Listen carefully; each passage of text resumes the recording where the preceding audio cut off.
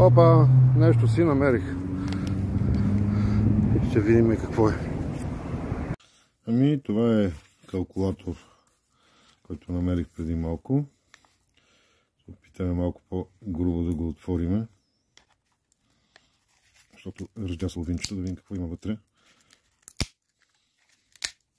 Добре, има две батерии, които се събират отделно.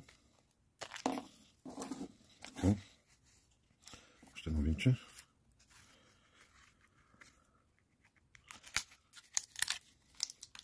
Интересно е да видим платчицата. Не се вижда много добре, но може би да има някаква позлата.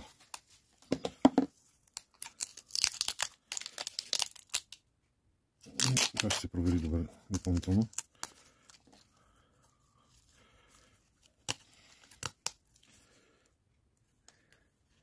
Но по-интересното е, да, има позлата. И по-интересното е чипът, който ще се обработи с киселина.